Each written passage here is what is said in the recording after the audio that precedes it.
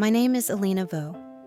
I'm 29 years old and a licensed clinical psychologist in New York. 17 years ago, my mother vanished without a trace from our quiet town in the mountains. I was 12. No body, no goodbye, just silence so thick it swallowed even the questions. I buried that night under Degree's therapy hours and a version of myself I could control. But grief has a scent, and when I stepped back into my childhood home summoned by a legal notice and a name I hadn't spoken in years, it hit me like a door unhinged.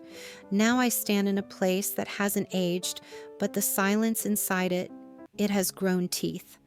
The lock didn't just click, it snapped like bone cracking under pressure. When I pushed the door open, the past seemed to exhale. The air inside was thick, not just with mold, but with memory, ripe and relentless. The wallpaper curled away from the walls, like old skin yellowed torn, still bearing faded sun symbols my mother once painted in every corner. She used to say sunlight could keep the darkness from swallowing us. I remember watching her brush stroke after stroke as if she could hold the house together with color. I reached out and touched one. The paint flaked into ash beneath my fingers, disintegrating like the memory of her voice. In the kitchen, the table remained exactly as I remembered it. One plate, one fork, one coffee mug still rimmed with brown stains. Time hadn't passed through this room. It had frozen it. A museum of that last morning. My breath caught. I couldn't move. I stood there like a witness returning to the scene of a crime no one had ever solved. Everything screamed quiet. But it wasn't peace. It was warning. That night the house creaked and groaned the way old bones shift in sleep. The walls seemed to breathe. At exactly 3:14 a.m., 3 knocks echoed through the silence, sharp, deliberate. I didn't imagine them. I heard them. My entire body stilled as I stepped to the door. No one. Just an envelope on the threshold. No stamp, no return address. I picked it up with numb fingers and unfolded the paper. We buried the wrong woman. I dropped it. My knees hit the floor before the letter did. Morning came, but the cold didn't leave. I tore through drawers and cabinets, opening boxes that hadn't seen daylight in years. In my mother's bedroom, untouched since she vanished, I found a locked drawer in her vanity. My hands trembled as I forced it open. The lock gave way with a sharp crack. Inside was a photo, me at 10 years old. My face had been circled over and over again in red ink, dozens of times. The marks were frantic, obsessive, as if someone was trying to erase or brand me at once. I flipped the photo over. It was blank. No name, no message, just silence printed on the back. And then I heard a sound behind me, a soft scrape. I turned. The closet door was ajar. I hadn't touched it. Slowly, I walked over and opened it wider. Hanging alone on the rack was a yellow raincoat. My raincoat, the one I wore the night my mother disappeared, the one they told me was found torn and soaked in the orchard. But here it was whole, dry, and waiting for me. I reached out and pulled it down. Something inside the pocket shifted, weighty and cold. A cassette tape. Its label read, Test number 7. I dropped it. My knees buckled. When I bent down to retrieve it, I saw something scratched into the floorboards beneath the spot where the coat had hung. Remember, Alina? Remember what they took? My throat closed. My lungs refused air. I clutched the tape and backed out of the room like it might collapse if I stayed. That night, I sat alone on the sagging couch in the living room, surrounded by heavy drapes and furniture that hadn't moved in over a decade. I slid the tape into the old recorder. Static filled the room. Then my voice. Younger, high-pitched, strangely flat. Do you see him now? Alina. A pause. Then another voice. Still mine. But smaller, trembling. He said I have to forget, or they'll hurt Mama. I covered my mouth. The bile rose in my throat, memories unraveling in violent waves. Every lie I'd been told, every memory I'd forced down in therapy, every fragment I'd buried just to function, they surged back with merciless clarity. This wasn't a haunting. This was a resurrection. I didn't sleep. I didn't eat. I didn't speak for days. I sat in that house as the walls pulsed around me, not with ghosts, but with me. With the version of me they tried to erase, the girl I had locked away just to survive. But she remembered, and now she was done whispering. The tape was only the beginning. I watched it once, then again. Then 5 more times, each viewing, digging deeper under my skin, scraping the edges of something I had tried so long to forget. The volume stayed low, barely above a whisper, but the terror it roared. My voice played back through static, warped and young and wrong. It didn't sound like me. It sounded like someone pretending to be me. Each word was too precise, too careful, like it had been coached into me under fluorescent lights and locked doors. She spoke in patterns, that version of me. A puppet voice, a child trying to repeat someone else's truth. I didn't recognize her, but the fear in her voice, the obedient stillness that I knew.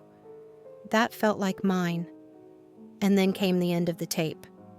A metallic crash, sharp, echoing, then a voice, female, ragged, panicked. "Don't touch her." The next sound wasn't a word. It wasn't even human. It was a scream that split the air in two. Not just loud, not just high-pitched. It was a scream that pierced through bone and memory. A scream that wasn't recorded, it was carved. My mother's voice. And then nothing. Not silence, but something worse. A severed sound, cut short like someone had sliced the world in half. The kind of silence that's created on purpose. I dropped the player. The tape clattered to the ground, but I didn't feel it. My knees buckled, the tile cracked beneath me like my chest. I doubled over and threw up everything I'd been holding down for 17 years. Words I never said, tears I never cried, rage, grief, shame, all of it came pouring out of me in waves. I sobbed until my throat turned raw, until air became razor blades. Then I screamed not in fear, but in fury. I had been betrayed. My truth hadn't just been hidden, it had been buried under performance, under therapy scripts, and fabricated timelines under careful silence. My mother had died screaming, and the world just moved on. And I couldn't. I tore through the house like a wildfire, desperate to prove I wasn't crazy. That there was more. That something, anything, had survived. I yanked open drawers, knocked over shelves. I ripped wallpaper with my bare hands, punched holes through drywall, climbed into the attic like I was hunting ghosts. Behind the insulation, inside the beams under warped floorboards, I found them. Tapes. Dozens. Each one neatly labeled in sharp black marker. Sets of initials, cold dates, coded messages, EV 5.702, LH 31998, Elina 41203. They hadn't just recorded us, they had cataloged us, like objects, like test results, like inventory. I found my name 3 times, 3 different tapes, 3 versions of me. What did they record? What did they erase? Who else had been rewritten? How many children had been sculpted like me into something unrecognizable? My fingers bled from pulling up nails. My chest ached from sobbing. I didn't care. I packed every tape into a box, sealed it with duct tape like it was evidence from a crime scene, because it was. This wasn't about memory anymore. It was about truth. It was about justice. This house wasn't my childhood home. It was a lab, a cage, a tomb. I stumbled into the kitchen, hands shaking, heart hammering like a warning. I stared at the table where her coffee mug still sat exactly where she had left it, coated in dust, still stained, still hers. She tried to protect me, and they silenced her. Not just killed Mirazed, but they failed, because I was still here, and I was angry. I didn't care what it cost. Not my job, not my image, not my freedom. I would burn down every lie they built. I would drag their secrets into daylight if it meant tearing the world open. Step 1, call Keen. He was the only person I had ever trusted with pieces of the truth, even when I didn't yet know what it was.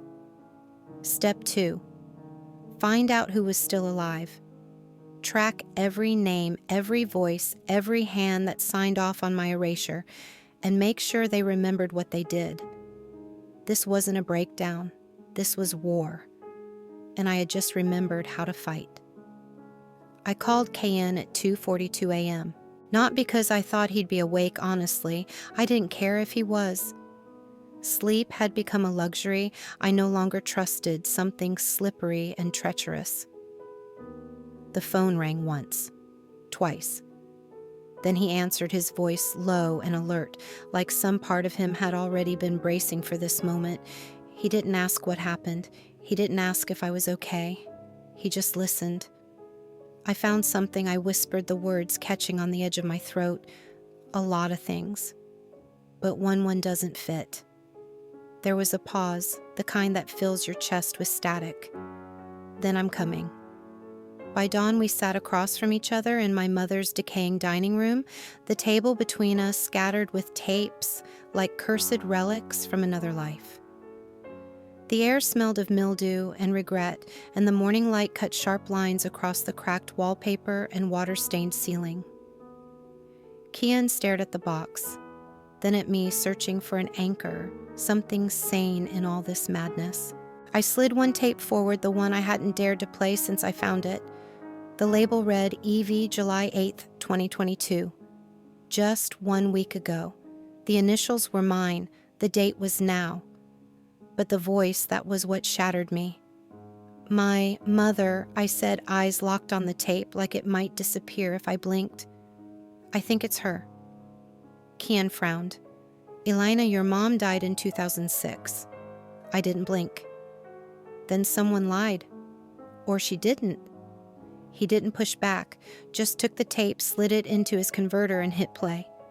Static cracked across the speakers, then a voice, raspy, older, but unmistakably hers. If you're hearing this, she said, each word clipped with urgency, they know you're back. They'll follow the noise, stay quiet, stay hidden, and never trust the orchard house. I lunged forward, grabbing Keen's wrist. Rewind that? Now. He did. I listened again. Same voice, same warning. She was alive, or had been, and she knew something worth killing for. Something they'd buried the moment I began to remember. I didn't wait. By afternoon, I was behind the wheel, driving alone toward the orchard house, a place that had haunted the edges of my memory for years. It sat like a carcass on the edge of the wood's windows, boarded up roof half collapsed, but the second I stepped out of the car, I felt it something in the air shifted. The soil under my feet felt too familiar, like it recognized my weight. I wasn't just visiting, I was returning. Inside the house breathed like it still held secrets. The floor groaned under my boots and dust curled in the sunlight like old smoke. I moved from room to room until I reached the back chamber, the one my mother had always kept locked. The door was gone now, only broken splinters remained. I pushed through debris, peeled back warped floorboards, and there it was, another tape, older. The label worn, but still legible. Project M. I shoved it into my recorder and pressed play. A man's voice seeped out, low-measured, terrifying in its calm. She's not compliant, he said. We'll have to erase again. Then my name.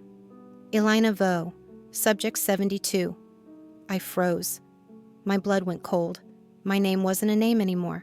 It was a classification, a case file. That voice, I knew it. I would have known it anywhere. Dr. Calder, my childhood therapist, my mother's colleague. The man who looked me in the eye and told me my nightmares weren't real. The man who said trauma made things up, that I was broken and he was there to help me fix it. But he hadn't been helping me. He had been studying me, recording me, controlling me, running the program from the inside. And now I had proof. I collapsed onto the rotting floor as his voice kept playing sterile and surgical. She's resistant to suggestion model 3. Recommend full reset, memory sweep, reintegration protocol to follow. I screamed not from fear, but from fury. He had turned me into an experiment, used me like a lab rat, and erased the only person who ever tried to stop him, but not completely, because she had left breadcrumbs, and I had followed. He was alive, and now he knew I remembered. This wasn't just about survival anymore. This was justice, retribution, exposure, and I was done hiding. I didn't cry. I didn't scream. I went cold, the kind of cold that settles before a storm when the wind forgets how to move, and even the trees seem to brace themselves for impact. My body didn't shake. It focused, sharp, mechanical. I sat in silence and began to make a list. Names, dates, institutions, aliases. No time to process, no room for grief. I moved like someone rewired by rage. Every detail Calder thought he'd buried, I pulled back into the light. Then I called Keen. We're going to find him. I said, voice flat but unwavering. And when we do, I want every file, every log, every whisper he ever left behind. He didn't hesitate. Send me what you have. And we started digging. Not just into the surface web, but into every forgotten basement of the internet. Medical directories from decades ago. Archived tax records under assumed names. Licensing databases from shuttered clinics. Keen tracked the metadata from the last tape, the one labeled Project M, and followed its digital trail through 3 countries, past 2 erased server paths, scrubbed and bounced across Eastern Europe. But it came back to one IP address, New Jersey. We had him, but I didn't celebrate. I didn't sleep. I prepared. I bought a burner phone, wiped clean, no contacts, no traceable numbers. Then I typed out one message, my fingers steady despite the rage burning underneath my skin. You left a voice behind, and I sent it. No reply, no read receipt, just silence. 3 days passed, each one heavier than the last, stretching and dragging like time itself was watching, waiting. I checked the phone obsessively. Nothing, no ping, no sound, until it arrived. A plain manila envelope tucked beneath my door like it had walked there on its own. No name, no return address, no postage. Inside a single Polaroid. I stared at it, and for a moment my breath caught somewhere between my ribs and my throat. My body went numb before the shaking began. My mother, alive, tied to a chair with thick frayed rope. Her head slumped to one side, her eyes swollen shut. A gag across her mouth, tight and cruel like someone's idea of a sick joke. The room around her was bare white walls, no windows, no door visible. But it wasn't the image of her that broke me. It was what I saw in the mirror behind her. Dr. Calder, standing just outside the frame in perfect focus, smiling. That smile wasn't smug, it wasn't casual. It was knowing, calculated, the kind of smile a man wears when he's winning a game you didn't even know you were playing. He looked directly into the camera, directly at me, like he knew this photo would reach my hands, like this wasn't a warning. It was an invitation. My hands trembled as I flipped the photo over. Blank, no message, but none was needed. This was personal. He wanted me to see her. He wanted me to feel the weight of all those years I spent mourning her while he kept her hidden, sedated, controlled, silenced. While I searched for truth in therapy rooms and legal records, he fed her lies and drugs and God knows what else. Every time he sat across from me and said that didn't happen, Elena, he was reciting a script. Every time he told me to let it go, to trust the process, he was covering his tracks. He wasn't just manipulating me, he was orchestrating the entire lie. And he was still playing. But I wasn't 10 anymore. I wasn't helpless. I had facts, a name, a timeline, a team, a voice. And his game was about to end. I slipped through the cracked side door of the warehouse as evening shadows pooled thick across the concrete floor. My heart pounded, but I channeled every ounce of my professional training, every electrostatic hum of anxiety transformed into white-hot focus. I'd traced Dr. Calder's digital footsteps here, murky routing logs, shadow exchanges, private surveillance feeds, all converging on this forsaken building on the outskirts of town. Tonight I go looking for answers. Tonight I meet the man who erased me. The interior smelled of damp plaster rot and stale breath. My feet softened their steps, pressing into broken tile and stray wires. A single lamp flickered in the far corner, cutting through the darkness like a javelin of suspicion. Beneath it was a makeshift desk. On it, open folders, printouts crossed out in red ink, a recorder blinking playback. I swallowed, wiped my sweating palms on my jeans. I was close, too close. Then I heard it footsteps, slow, deliberate, coming from behind a rusted cage. Before I had time to weigh retreat or confrontation, a voice broke through the silence, Alina Vo. I wondered when you'd come. Dr. Calder stepped into the yellow light. He looked almost unchanged, slick hair, clinical smile, but something had hardened behind his eyes. Gone was the comforting tone he once used in therapy. Now it was a weapon. I lifted my chin. You kidnapped her, I said, voice low but fierce. You orchestrated the project. You erased my memory, erased me. For what, he studied me. Then he nodded almost regretfully. Subject 72. You were exceptional. A brilliant mind. But you asked questions. You pushed back. The program required compliance. Compliance, I echoed. I was 9. You used fear threats pills. You turned me into a blank slate. His mouth became thin. He tapped a file on the desk. Your mother volunteered. She believed in the cause, in your potential. She trusted me to guide you. I inhaled, choked. You abducted me, my own mother. His gaze flicked away. It was the only way. There were protocols to protect. National security, revolutionary breakthroughs. I stepped forward, fury sharpening in my chest. And what we're playing God with children, with families. You took everything from me, and you left my mother imprisoned in her own mind. He closed his eyes, and for the first time I saw the man behind the facade crash.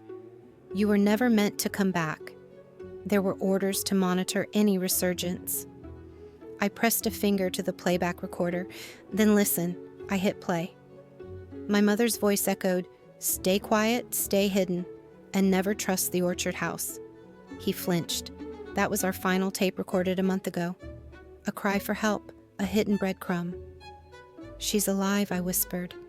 Because of you, because the program never ended. Silence flooded. The flickering lamp wavered. For a heartbeat, we simply stared at each other, teacher and student, predator and prey. Then the warehouse door squealed open. Keen stormed in, flashlight in hand, his face wired with determination. Calder's eyes narrowed. He sprang back, retrieving a compact pistol from his inside jacket.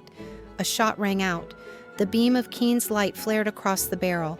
Calder's arm froze. I lunged forward, slamming against the improvised table. Papers flew. The recorder screeched, caught between gnarled fingers and falling files. My insides felt like acid and steel. If I'm too late, if something goes wrong. Calder's mouth curved in a slow, sick smile.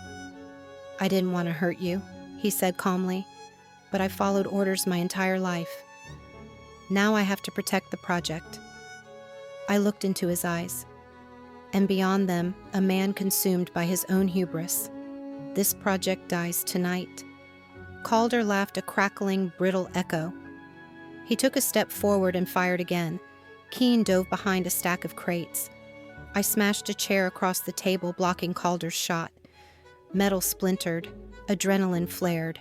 I pivoted, lunging for the gun. My fingers grazed the cold metal. Calder hissed, pivoted to strike. We grappled, Files rained down. I bit-twisted his wrist. The gun clattered to the floor. Time fractured. His face inches from mine, raccoon-eyed and desperate. My heart ricocheting, the dream of justice surging, fear and vindication tussling in my lungs. I grabbed the gun, pressed it against his temple. He froze. "Answer me," I said through clenched teeth. "Where is she?" Calder's breath shook. "Safe. Alive. But if you call for help, she dies, and every memory ever erased will be purged." I exhaled slowly. The barrel rattled in my grip. Everything hinged on the next second. Kian threw himself through an opening in the crates, his gun trained on Calder. Elena. A flash of conflict in Calder's eyes. He slumped, gaze trailing toward the door. "I'll show you," he whispered, "but you have to trust me." My finger hovered. "Should I?" He half smiled. "Or the past," Elena disappears again. The world outside Calder's lair was drenched in pale dawn light, slicing through smudged windows and pooling on the cracked concrete floor. I held the recorder mother's voice still throbbing through the speakers with a fierce, resolute calm. Calder, disarmed and broken, stood before me like a man unmasked, his calculated authority dissipated into thin exhaustion. Keen's heavy breathing filled the room, his rifle trained on Calder's trembling shoulders. My hands didn't shake. Every cell in me burned with the promise of reclaiming everything stolen my past, my identity, my promise to my mother. The dam of my suppressed self shattered. I would no longer be her ghost or his cipher. I would be Elena, whole, defiant, free. A new direction. A battery of police and forensic lights flooded the warehouse as officers moved in, led by Lieutenant Marquez, her eyes solemn and fierce. In seconds, Calder was cuffed, silence falling around us with reverent finality. My confession poured out the tape, the hidden lab, the puppet strings wound by secret orders. Each word shattered decades of invisible chains. Keen guided us out into the thin morning air. For a moment, naked wind and fresh sky felt like absolution. Behind us, Calder's empire of erased identities began collapsing under spotlight and testimony.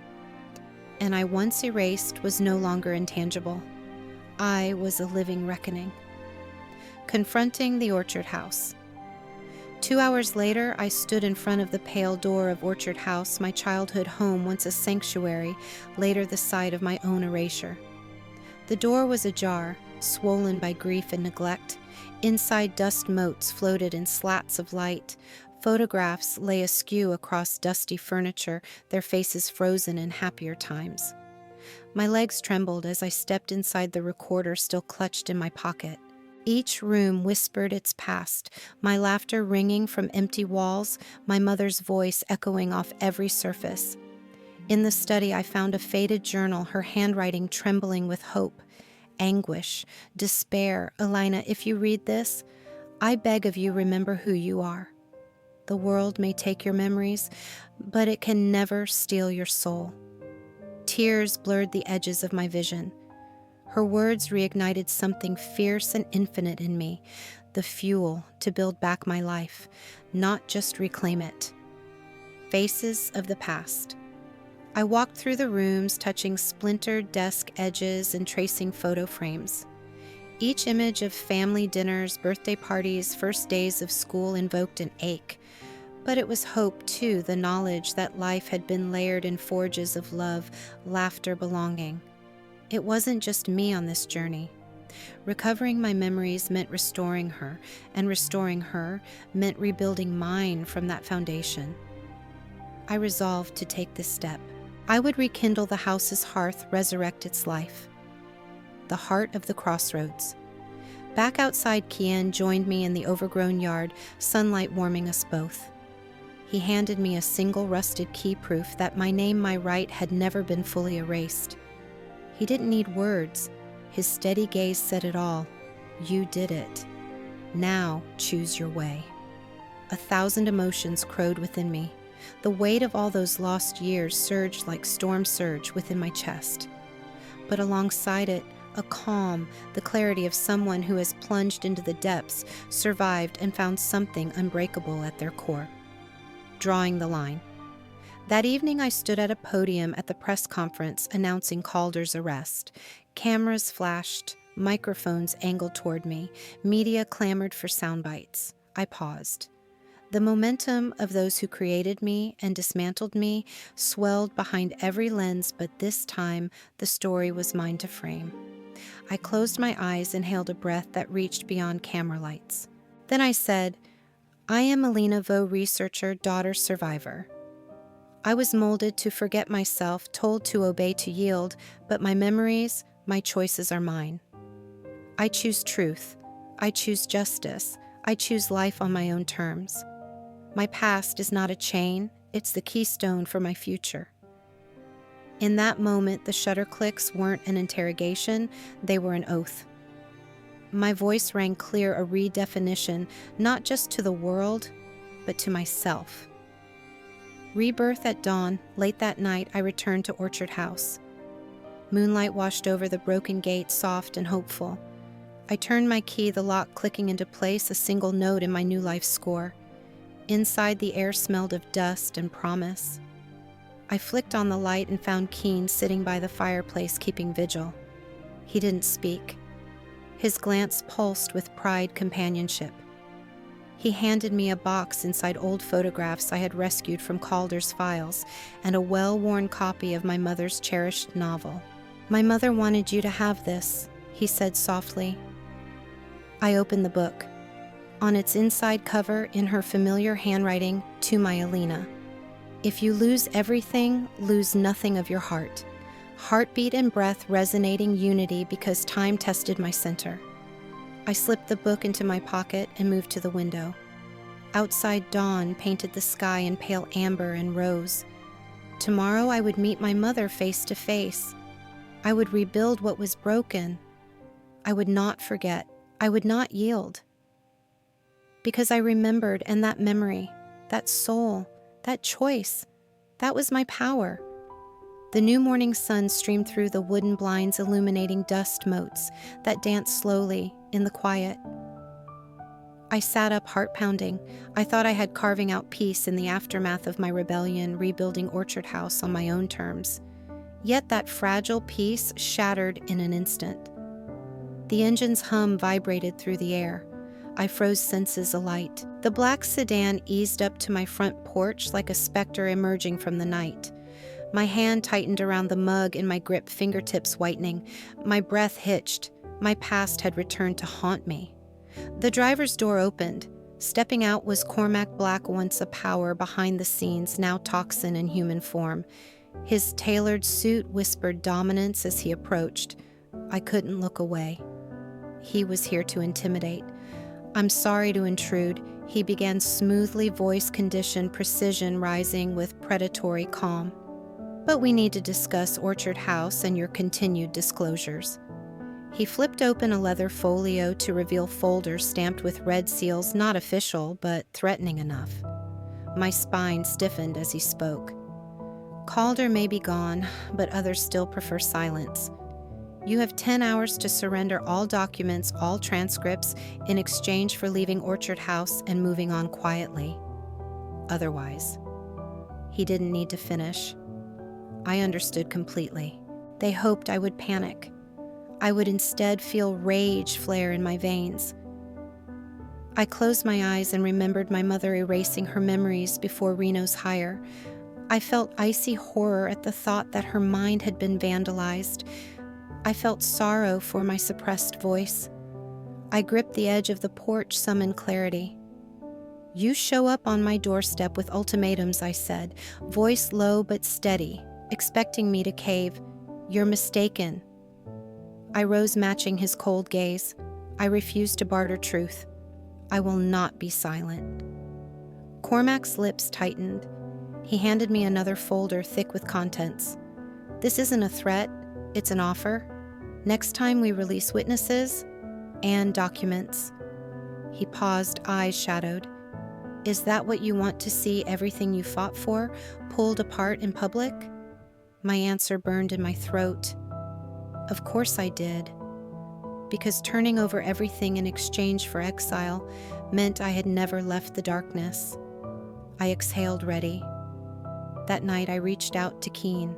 In my secluded study, they met the small circle of candles flickered around us as I laid out the threats, confirmed the witness list, and admitted the folders contained the files Calder ordered us to bury. Kian's handshake was rock solid. "We go forward," he said firmly. I then called Dr. Hannah Evans, the psychologist, who had observed the mind control protocols Calder commissioned, and Saito, the archivist, who quietly saved papers and emails explaining the memory adjustments. Their testimonies would be more powerful than any press release. At dawn, the courtroom was packed. My legal counsel opened with cold facts, then Hannah took the stand.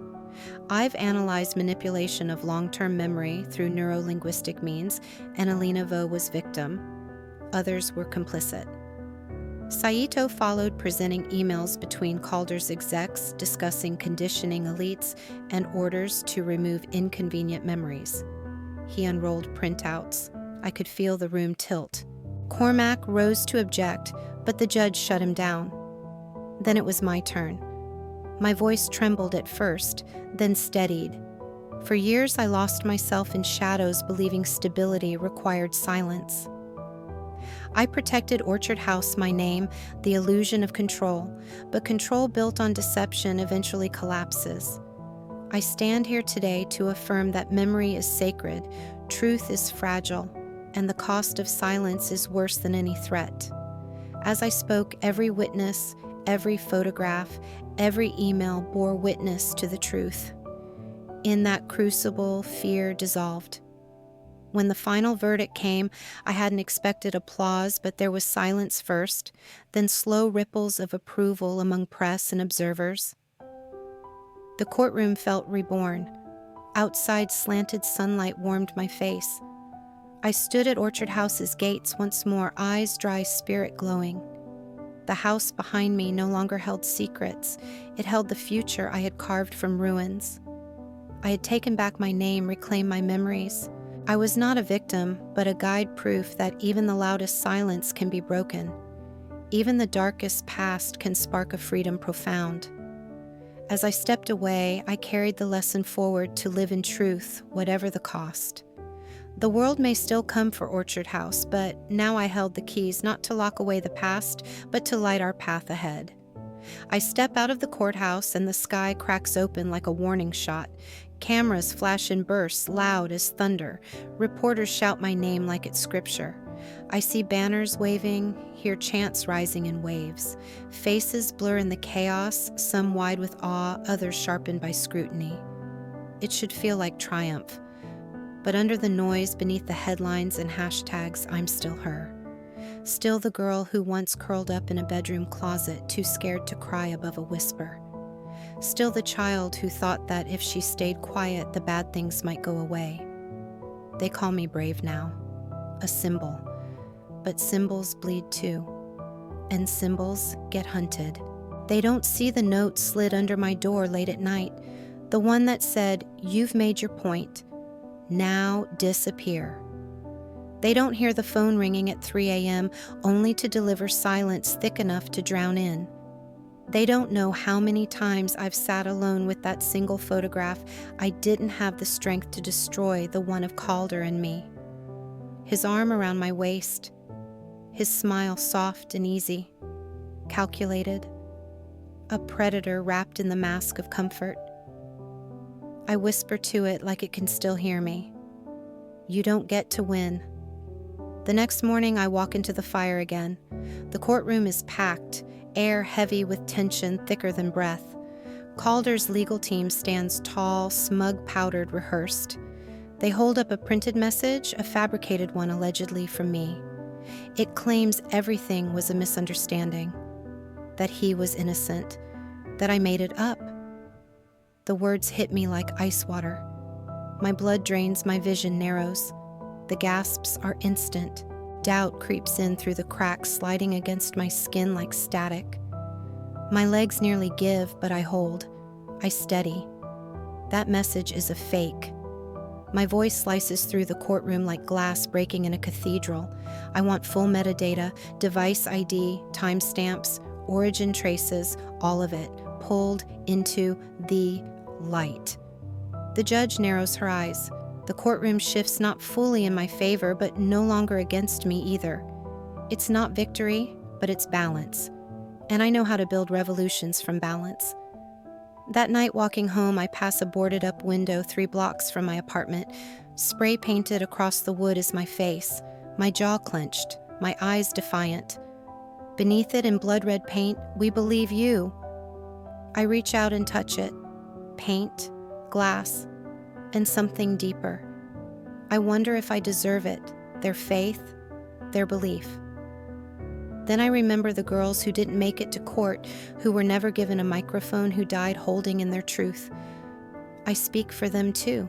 2 days later, the forensic report arrives with the weight of thunder. The message Calder's team submitted: no metadata, no origin, no digital fingerprint. Just text. Just an illusion. I slide the report across the table. The judge's mouth tightens. Calder's lawyer fumbles. I don't smile. But something in me stands a little taller. Then betrayal. The man who first believed me. The one who helped me build this case when I was barely breathing. A journalist slips me photos, him smiling, shaking hands with Calder's defense team behind closed doors.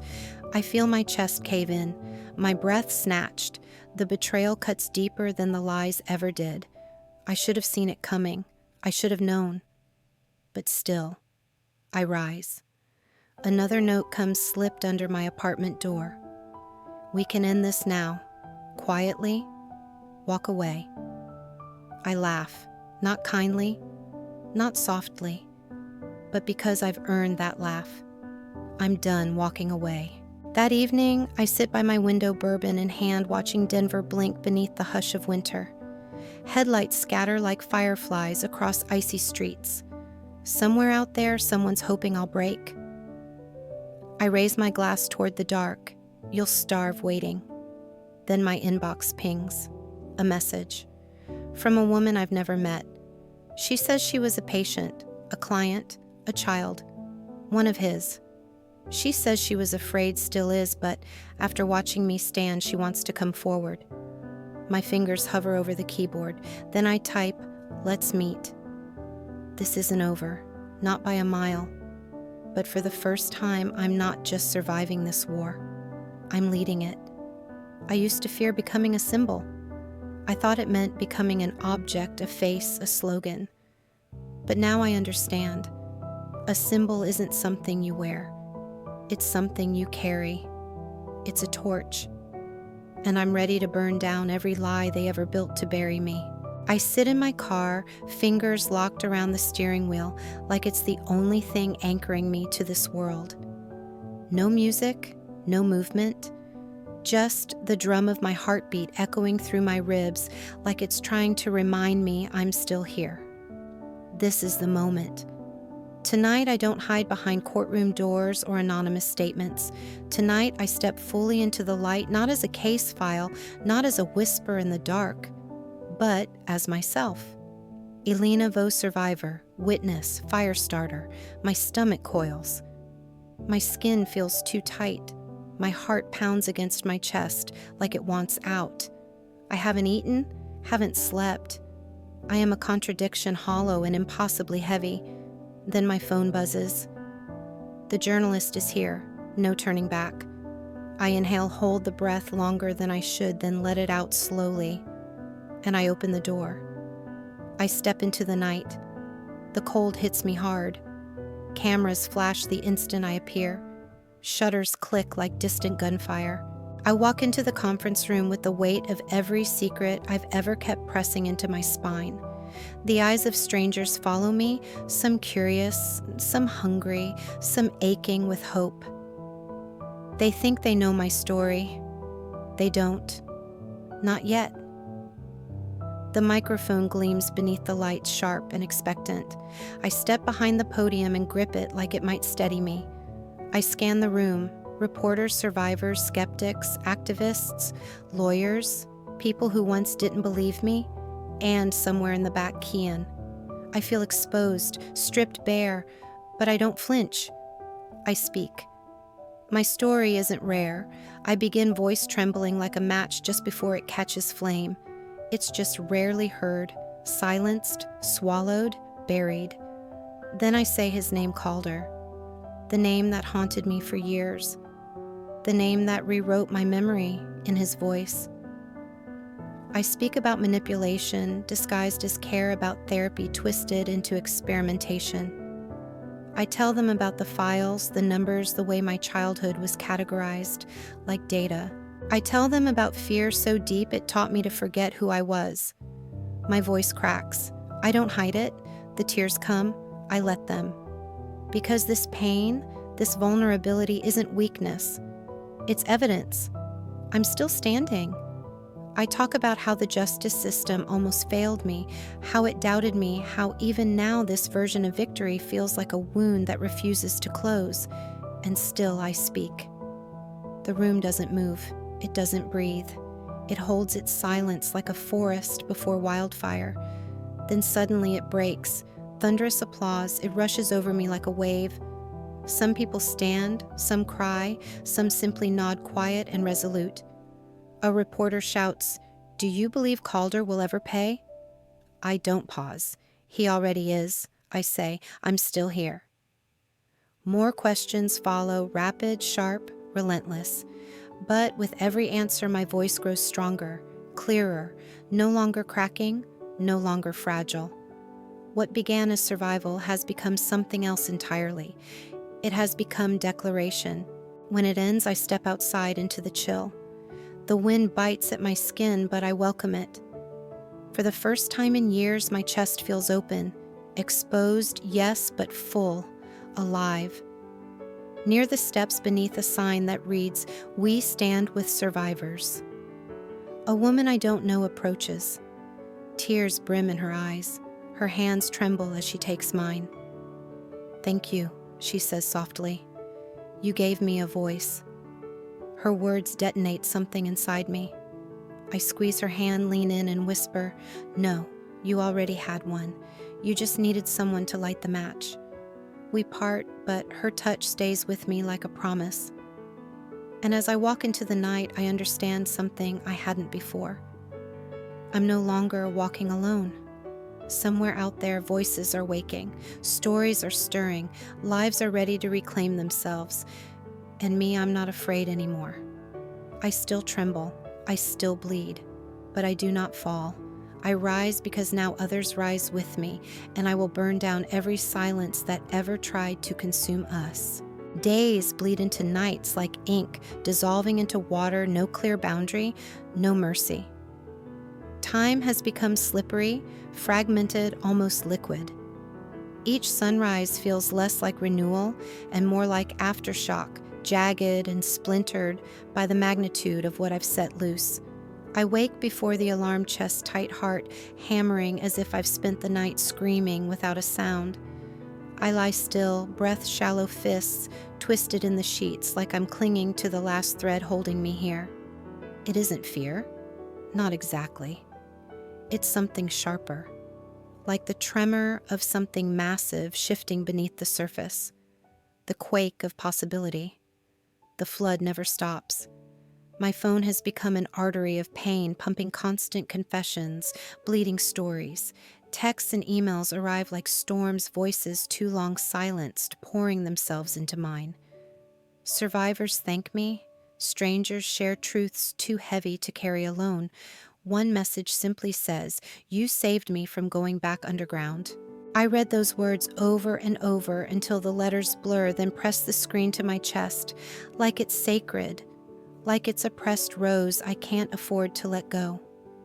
My hands shake, my breath catches, my voice fractures into silence, and still they come.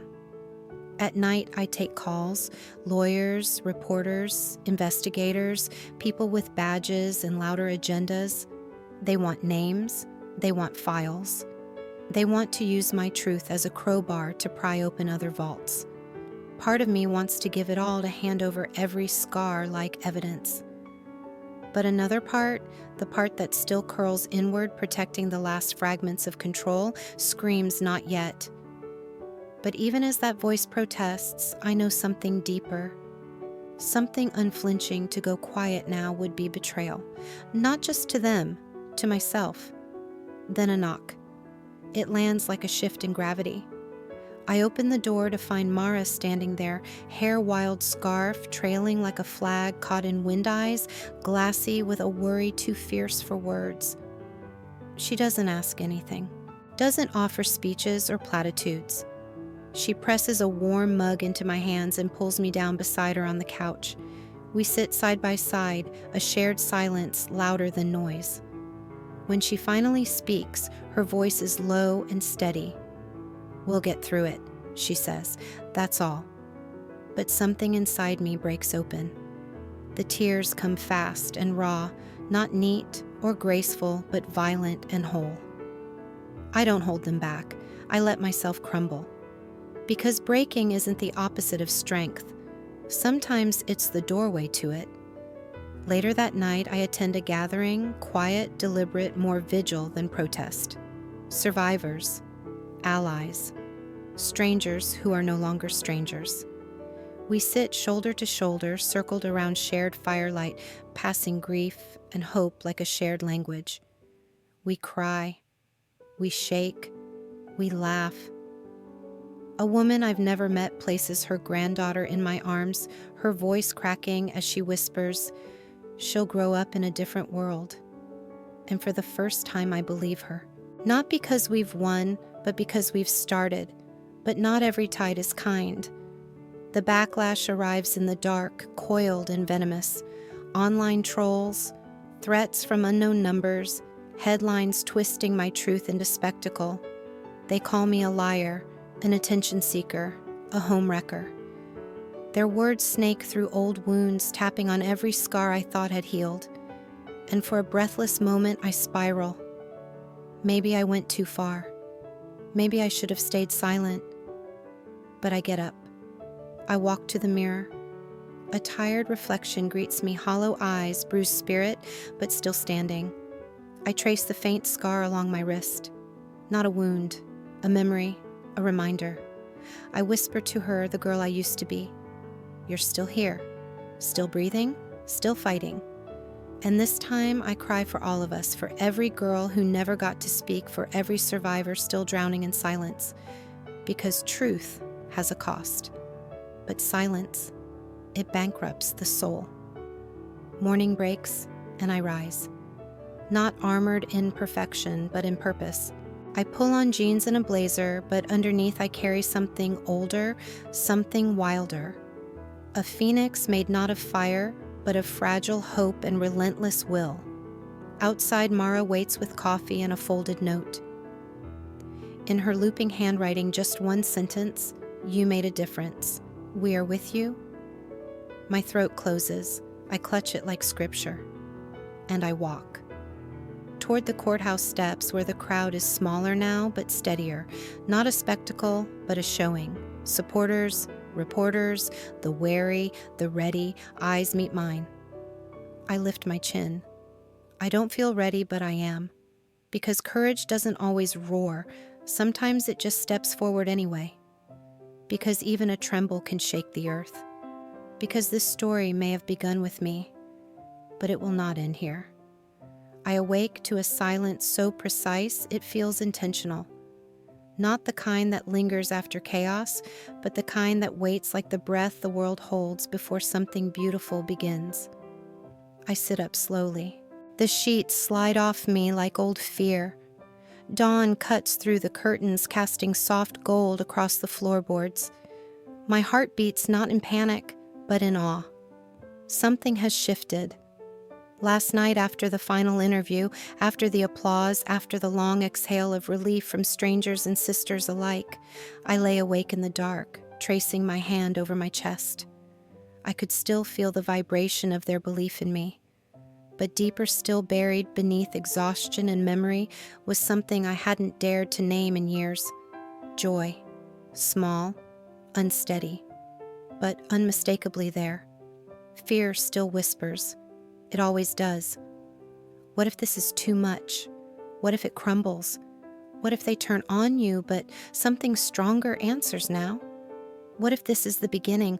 What if you finally get to live? I rise. My bare feet touch the floor like it's sacred ground. I move to the window. The city stretches before me, quiet and endless. Rooftops shimmer with soft light. Steam curls from chimneys. For once, it doesn't feel like the world is watching me. It feels like it's waiting for me. I breathe in deeply. Grief, resolve, soft defiance, hope. This is what it feels like to no longer exist in survival mode. This is what it feels like to hold space for your own life, not just your pain. Downstairs, Mara has left me a mug of tea. She's still asleep, but her presence lingers like a protective charm. The steam rises fragrant and warm, and I wrap both hands around the mug like I'm afraid it might vanish. And then, without meaning to, I smile. Not the kind I've used in press conferences or courtrooms. Not the one that says I'm holding it together. This smile is quiet, shy, real, and it terrifies me because I've missed it more than I knew. Today I'll return to court, face another round of arguments and stares, but today something is different. I'm not just armed with truth or fury. I carry tenderness for myself. For the first time in a long time, I don't just want justice. I want joy. I scroll through my messages. Not the flood of media requests or political opportunists, but the soft ones that slip in between the noise. A text from my sister, "We're so proud of you. Want to do lunch tomorrow?" A message from a colleague I barely knew cared. "When you're ready, I know a group that'd love to hear you speak." Something unfurls in me, gentle, unapologetic. I reply, "I'd like that." And then I reach for a scrap of paper. I start to write not evidence or defenses, but a dream. An outreach program, a nonprofit, survivor storytelling events, safe houses, policy shifts, maybe even a book not about trauma, but about reclamation. Each line is fragile, but alive. And in that fragility, there's power. I return to the window. The sun is climbing higher now, brushing every surface with light. The world isn't healed, but it's waking up. And so am I. Tears sting my eyes, but they don't come from pain this time. They come from permission. Permission to hope, to want, to build. I whisper to the morning, to the silence, to the future I never thought I'd get. This is only the beginning, and I mean it. Not just as a promise to those who believed in me, but to the girl I used to be. The one who once hid, the one who forgot how to dream. I will speak, I will heal, I will build something that outlives every lie they told about me. Because this life, it is mine again, and I am done surviving it. Now I get to live. The morning light spills in soft, unwavering. It feels like a quiet nudge from the universe urging me to rise with more purpose than ever. My chest tightens, not with fear, but with anticipation. Today is different. I am no longer just Elena the survivor. Today I step forward as the storyteller, the trailblazer, the woman who reclaimed her voice. I inhale deeply, breathing in possibility, the way I once breathed in dread. The old weight is gone, replaced by something sharper clarity. Every heartbeat, every breath feels new. I'm alive and aware of it. At my desk, a stack of letters waits, invitations, gratitude, stories. One envelope shakes in my hands as I open it. Inside a note, "Your courage changed my life." My vision blurs. For the first time, I feel it deep in my bones. My pain has become someone else's light. I am not just a witness. I am a catalyst. The doorbell rings. Mara stands there with her signature chamomile tea. No words at first, just presence. Then gently, "You don't just speak with your words, Elena. You speak with your soul." Her voice unlocks something in me. I've spent so long editing my truth, scared it was too messy, too raw, but now I let it be. I sit with the tea in hand, emotions crashing like waves, grief for what I've hidden, relief that I no longer have to, and a sudden pulsing hope. I place the letter and speech draft on the table and stand. My next step, I whisper, is to speak fully, honestly. I will not be silenced. I will live. Mara joins me. Our shoulders touch not from fear, but from solidarity. Another knock. Maybe an invitation, maybe a new beginning. I don't rush. Instead, I catch my reflection in the mirror. There she is, a woman with fire in her chest and purpose in her spine. And I smile. Not just because I've survived, but because I'm finally becoming. This is no longer just my story. It's the beginning of something bigger, and I'm ready. The terminal is crowded, humming with the murmur of strangers and the distant call of departures. I stand still in the middle of it all, my feet frozen just a few steps from the gate. In one hand, my passport worn, bent, a symbol of escape I once longed for. In the other, the postcard, faded edges, my mother's handwriting clinging to it like a whisper. I reread the words for the 100th time. If you ever find this. I'm sorry. I was trying to protect you the only way I knew how. I don't know if she's alive. I don't know if this trail is a beginning or another dead end. But the pull is real, fierce, aching, full of longing. For answers. For closure. For a woman I only ever knew in fragments and silence. Philip waits just beyond security, his small fingers wrapped around the handle of his bag, eyes flickering between hope and fear. He doesn't say a word, but I feel his question loud in the air. Are you choosing her or me? I close my eyes. I feel the weight of everything I've carried, the anger, the love, the stories never told, the years I lived as someone else's echo.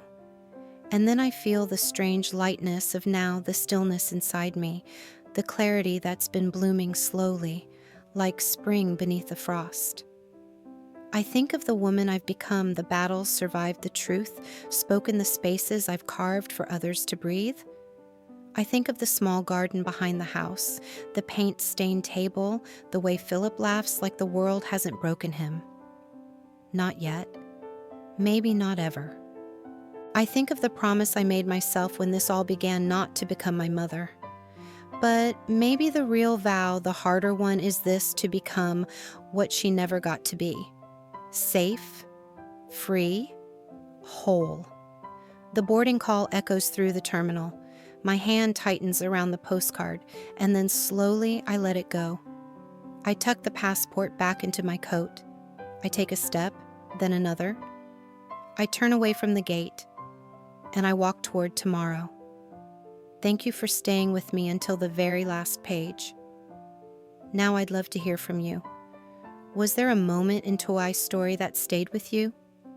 Have you ever had to choose between your past and your peace? What does freedom mean to you today? Leave a comment below.